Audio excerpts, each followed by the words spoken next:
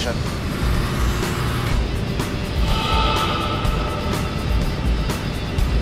You guys have a nice flight. We'll see you back here. Welcome to Roll Call, the 126 Air Refueling Wing podcast of the Illinois Air National Guard at Scott Air Force Base. Roll Call is the podcast focused on people, mission, and community. I am your host, Staff Sgt. Aaron Rodriguez. Our guest this week is the 126 Operations Group Commander, Colonel Jenn Moore. She talks about her path to the 126th, her time with the Air Mobility Command, and also a favorite memory of flying with a special passenger in the jump seat. As for news, the election season is underway. The OSD Standards of Conduct Office released guidance on permissible political activities for both military and civilian service members. So if you have an interest in politics, please visit the OSD link in the show notes for more details. Additionally, you can find what's happening here around the wing in the new monthly publication, Wing Tips. Check your email. You're going to find Wing Tips there. And with that, the show continues with our co-host, Master Sergeant Brian Ellison, and our guest, Colonel Jenn Moore. Joining us on the Roll Call podcast, the commander of the 126th Operations Group, Colonel Jenn Moore. Ma'am, thanks for joining us today. Oh, I'm excited to chat with you. So you just took over as commander of the Operations Group. Where were you before this? Before this, I was the guard advisor to the AMC Inspector General. So I was hanging out with the AMC Inspector General team. It was a crazy... That's a very interesting job. And what I'll tell everybody out there is do not be afraid of the Inspector General. I went to that position under duress. I was like, oh my gosh, there's no way I am IG material. And then I got there and it was probably one of the best jobs I've had. Like it turned out to be an awesome opportunity. So everybody out there should not discount opportunities with IG. Was that a full-time position? It was. That's kind of why I took it. It was a full-time gig, full-time pay, well, and I had been a DSG for so long and balancing the civilian job with the military job. And then I had a taste of just having one job and it was really nice. And so then they're like, well, you could keep doing it if you want, but you got to join the IG team. And so I figured it was worth a try. What'd you do what'd you do while you were a DSG? So I was DSG with the unit for most of my career, just really? Flying the line. Yeah. But before the IG position, I was in A10N. So I spent most of my career here. And then I was voluntold to go support the Global Thunder, one of those exercises. And I hung out with the TF-294 battle staff for this exercise. And I was introduced to the world of the IMA, which I didn't even know what an IMA was. What is an IMA? It's the Individual Mobilized Augmentee. And so they are basically part-time people that are assigned to active duty positions so that when the active duty person gets deployed, the IMA is supposed to be ready and trained to kind of backfill for specific jobs that are in the active duty. So AMC A10N, the nuclear division, has a whole bunch of those types of positions because the nuclear mission is important. Sure. and they need help during exercises and stuff. And so they had a handshake deal with the unit over here that, hey, we need bodies during these exercises that know the nuclear mission. So like I said, I was kind of voluntold, like, hey, Jen, we really need you to go do this. And I was like, oh, this is actually really interesting. And this nuclear mission is really kind of fascinating. And they're like, well, do you want a job? And it kind of turned into, well, I don't know.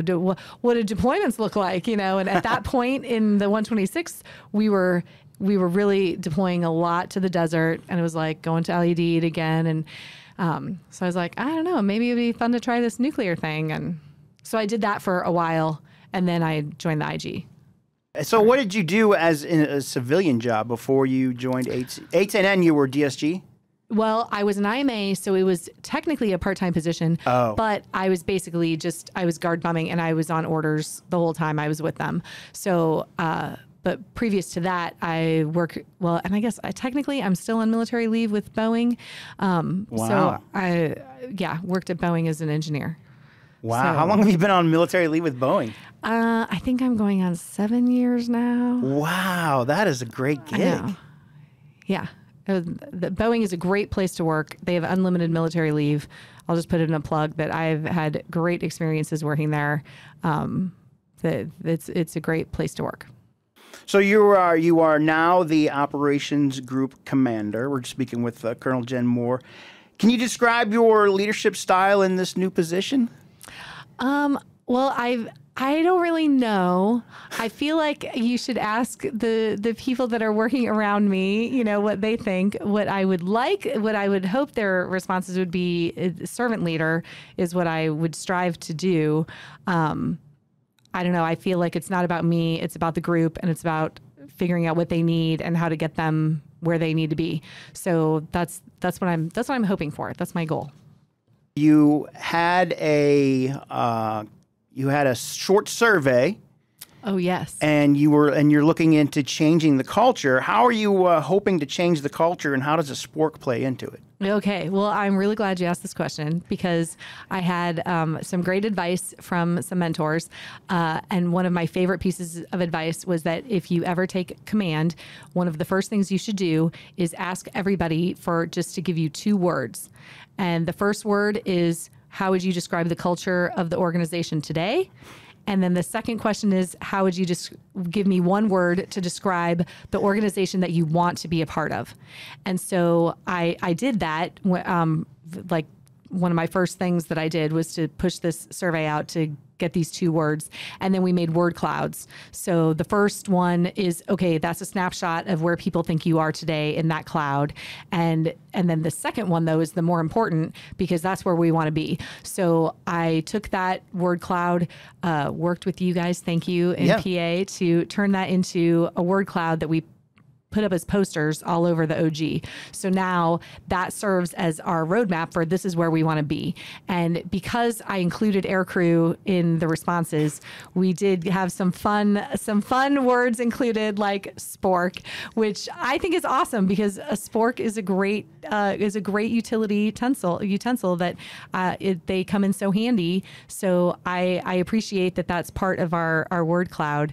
One of the other fun things was garlic cheesy bread, which I myself very much enjoy garlic cheesy bread. So I think that's a great word to include. But the idea was, hey, what culture do you want to be a part of? And that can be kind of a guide for, all right, as we make decisions and the different tasks that we do, hopefully we're working towards that goal of, hey, if we work together, we can make that the culture of our group. A spork is a multi-capable airman. That is exactly right. Ace, multi-capable. Yeah, ace, Spork is a great representation of that. I didn't even think about that, but I did go out and get a big bunch of sporks and threw them in the break room so that everybody had access to a spork. So, yes. Why'd you decide to join the National Guard? What made you say, I'm going to join the National Guard? Well, that's also an interesting question. I did ROTC to pay for school, and the year that I graduated, they had too many lieutenants. They didn't have enough training, and so that was one of those years that they told all of us coming up. They said, hey, if you can find a Guard or Reserve unit that will accept an untrained lieutenant, we'll release you from your ROTC commitment, and you can, it was crazy. Instead of doing 4 years of active duty, you can do 6 years with a Guard or Reserve unit. And so at that time in my life, I was like, I'm not doing that. I'm planning on going active duty. I've got this all lined up. And if I take this option, I'm going to have to put together a resume and find a real job. And, but my dad actually, one of the bigger influences in my life, he said he had retired from active duty and was working for a reserve unit, and said, Jen, I will get you into this reserve unit. He's like, if you change your mind and think, oh, I wish I would have explored that option, there's no going back. But if you join the Guard or Reserve and then decide you wish you would have gone active duty, the active duty will take you all day long. So he's like, so why don't we try and see if we can find something? And so I took my dad's advice for once in my life, and I found it, and I actually started out with a 932nd right here at Scott. So yeah, it was crazy. So I've got a weird path of military background, I guess. Where'd you go to ROTC at? Notre Dame. Oh. Yes, the Fighting Irish. Go Irish. The detachment there, Det 225, is amazing, and I feel like I had one of the most amazing college experiences of anyone. So I'm very blessed, thankful that I had that great opportunity. And what'd you study at Notre Dame? math. Oh. I'm a total nerd at heart. I think that math is beautiful. It's so simple. You learn the rules, you play by the rules, and you win. Like there's no if then, no, 2 + 2 = 4 every time, all the time. There's no exceptions. You learn the rules, you play, and you win. And so I really appreciate that about it's so truth and fact-based, and and so much of life is not that way, that it's nice to have an element of the world that is, simple. You make math sound so easy. Well, yeah. If I could remember all those rules, it would be. I think at best I remember PEMDAS, parentheses, exponents, multiply, divide, add, subtract. Okay. I can remember that. That's a good start. I have a liberal arts degree, not public policy. My public policy is my master's degree. My undergraduate is political science. So I took a liberal arts math class to pass. Well, but that's like, we're right. There's so many people and subjectivity involved with, oh my gosh, a human made a decision that nobody understands, and that has all these impacts across all the, so I find that fascinating. The understanding, and that, I don't know. But yes, math, there's a lot of rules to learn and remember, but So what made you choose the 126th Air Refueling Wing? Well, honestly, the location was a big part of it. Working for Boeing in St. Louis, that was a draw, and honestly, the tanker mission was kind of a big part of it as well. My dad flew C-130s. I knew I wanted to pursue a different airplane just because I wanted my dad to be able to have, that's his airplane, and and honestly, I met Scott Fitzgerald on a flight. I was flying down from Chicago to St. Louis for something, and sat next to him and found out that the Chicago Guard was moving, and I was intrigued, and oh my gosh, I'm right near, I was stationed at Scott in the 932nd at the time, and so it all kind of fell together. Where'd you grow up at?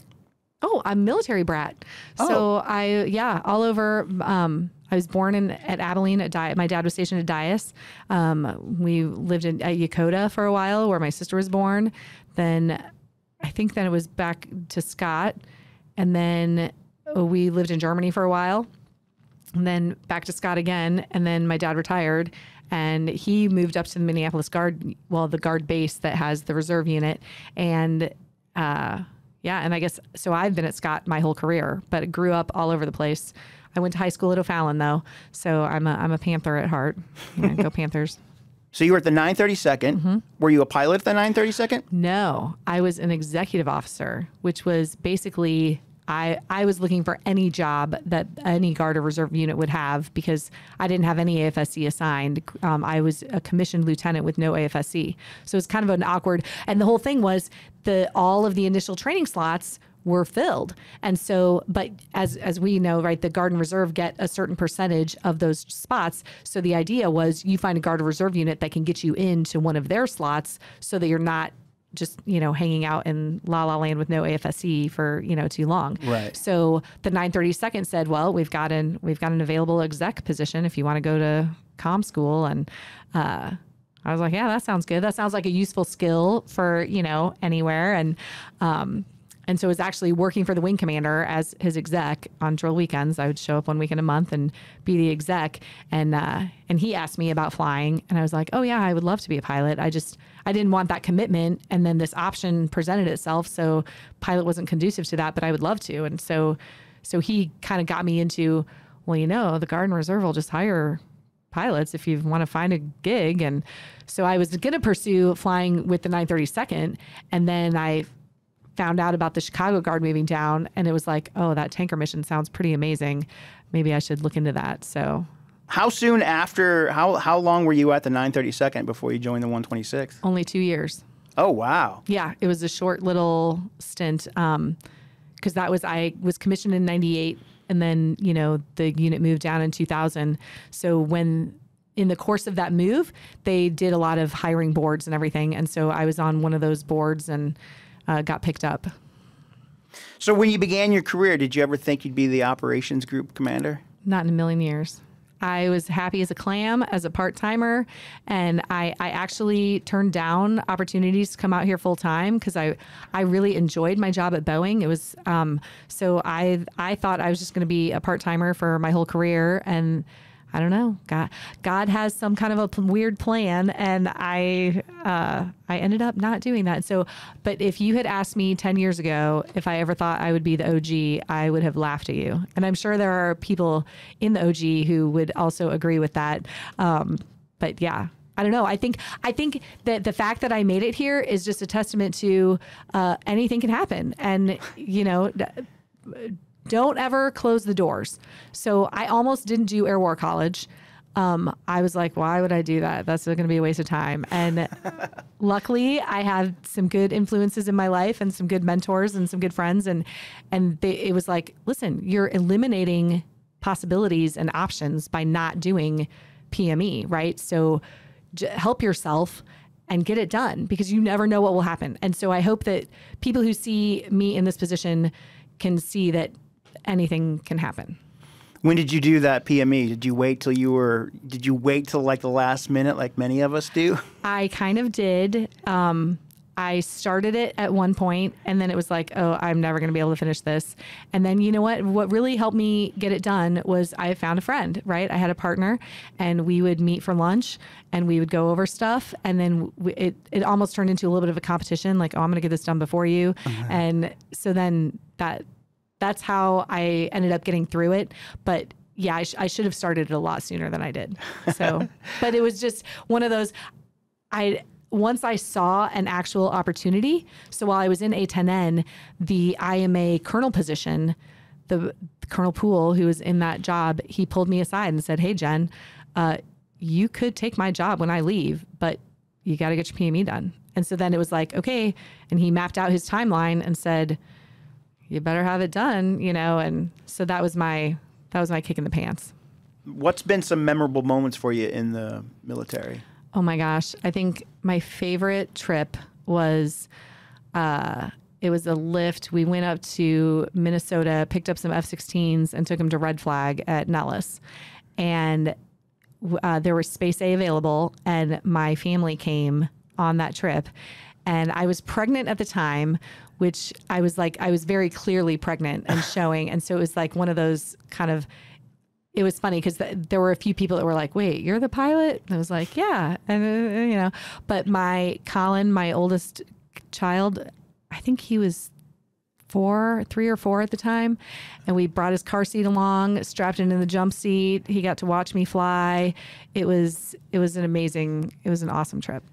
That's got to be indelible for your oldest. Oh, well, it's and influential. Yes, the best part of the story is we were trying to take off, and the winds were out of limits on the long runway, and we sat there for so long waiting for the winds. He fell asleep in the jump seat, like on takeoff, and it was like, oh my gosh, wake him up! Like this is, and you think as a mom you're never gonna wake up your kids, but.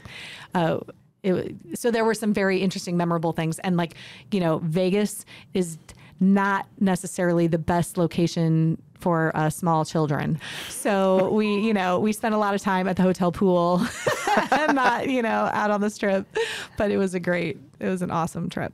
Who have been some role models in your life? Oh gosh. You mentioned your dad. I know my dad, definitely. I've had what rank did your dad make? He made it to lieutenant colonel, and so it's a little bit of a family. There's a little bit, yeah. You can outrank your dad. But he's okay. He's okay. There were a couple of people at Boeing that really taught me a lot about leadership and leading people.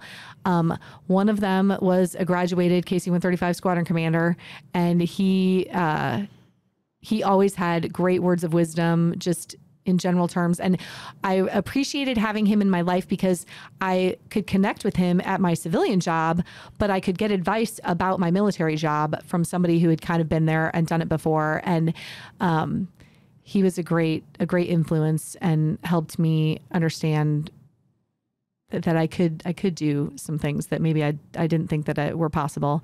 And I had some really, one of my favorite bosses at Boeing was just really great about allowing me to do things in my way and not have to apologize for, well, if you want to go part-time, that's okay. And, you know, that's an option, and you shouldn't think anything less of people who are part-time. And, I don't know. So I guess I've had some great Boeing leaders and some great, one of my favorite mentors came out of the Women in Aviation group. And she was a great resource for just, hey, I'm having another child here. How is that going to impact things? And just being able to talk to somebody who had been through it before. She had been a military pilot for, you know, and had at that point was retired. And so just hearing her experiences and how things have evolved even since she had gone through. So I think just finding people that you can connect with is really important, because being able to bounce things off of and say, hey, I'm thinking about making a turn here. Is that a good decision or not? And talking to somebody who maybe has already been around that corner, or, you know, maybe say, nah, you might not want to take that path. You might want to try a different thing. I think that's really important. And I've been very grateful and blessed to have kind of a good mix of people in my life that I can turn to. So, and I'll just put in a plug for those staff positions that I took at AMC, really helped me develop that bench as well. And going and visiting other units and doing, you know, I went on a bunch of NSAVs, the nuclear staff assistant visit, at other units, and just meeting people that way and developing a network was amazing. And that also in the IG, going on inspections and just crossing paths with different people was a great way to kind of build and meet other people who have done things similar to you, but that are outside the unit. So it was a great. What words of encouragement would you have for people that may be considering getting out or deciding whether to take that next position? I guess I would encourage people to think about their individual situation and what they're capable of and what's best for them. I always tell people nobody takes care of you but you. So that has to be first in your mind, is that you have to take care of yourself and do what's right for you and your family.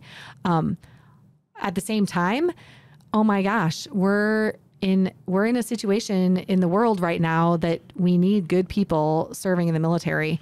And everybody has encountered, you know, bad bosses and, you know, crummy experiences at work.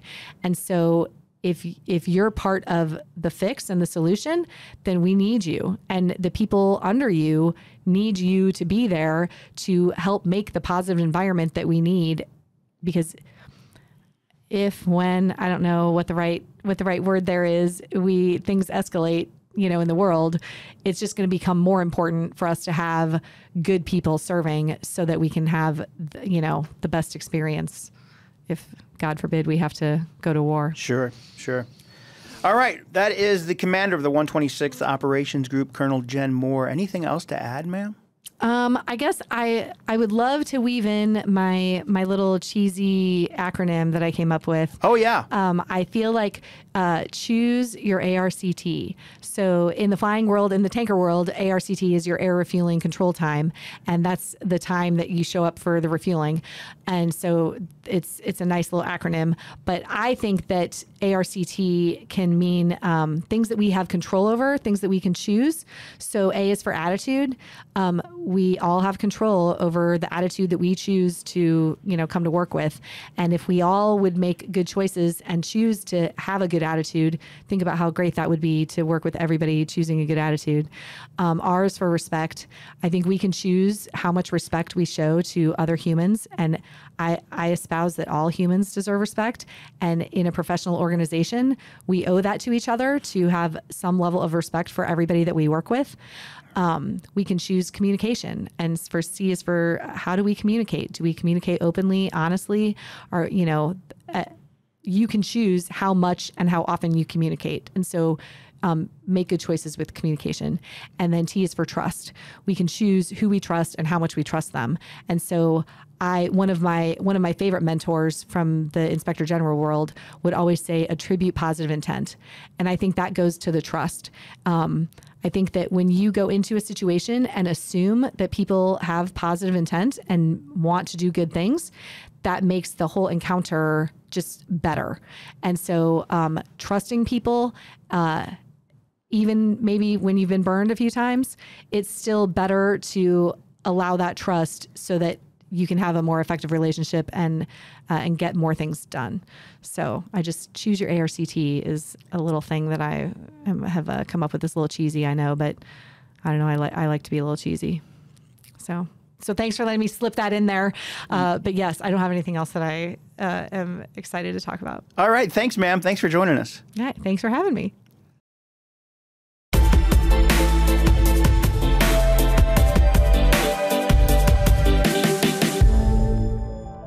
Department of the Air Force leaders spoke at the Global Air and Space Chiefs Conference in London, where U.S. Air Force Chief of Staff General David Alvin described the meaning of collective agility. What does that mean? It's a combination of all these attributes. One or two of them might be interesting, but it's a combination of all of them. You can still generate power. You can still take a punch. You can still move. You can get your balance. And some of these you can see, Rich was talking about a little bit. How about a balance of high-low capability? How about the flexibility to move from one domain to another? How about the coordination that comes with command and control? These things relate and they translate very well to what we do in air and space power. And so the idea of solving for agility has become an obsession of mine. Chief of Space Operations General Chance Saltzman also spoke on the importance of collaboration. The United States is proud to be a part of an ever-growing group of allies and partners, many of them in the room today. A group of partners that are all working together to increase resiliency, redundancy, and interoperability of all space-based capabilities to enhance our collective security. Saltzman also describes how integrated deterrence can help maintain international security. If we do this right, the net result is a condition of deterrence that maintains a safe, secure, and stable international environment, which is the ultimate goal of our national security policy. The U.S. Air Force, Space Force, and the Royal Air Force leaders also renewed their shared vision statement on combined air and space power during the conference, reaffirming the long and historic partnership between the two nations. You can view full presentations by visiting the Air and Space Power Association website. That's your look around the Air Force. I'm Staff Sergeant Milton Hamilton. I just want to give some thanks to Colonel Moore for coming on to the show. We appreciate her in the wing. We appreciate her energy and also her leadership as well. On a separate note, if you are struggling with thoughts of suicide or you know someone that's in a crisis, please call the military crisis line at 988. Again, that's 988 and then press 1. You can find all of our social media links on Linktree. That is at linktr.ee/126ARW. If you're watching YouTube, you can also download the episode to your favorite podcast app. All right, thank you so much for listening to Roll Call, the 126th Air Refueling Wing podcast focused on people, mission, and community. I am your host, Staff Sergeant Aaron Rodriguez. Adios.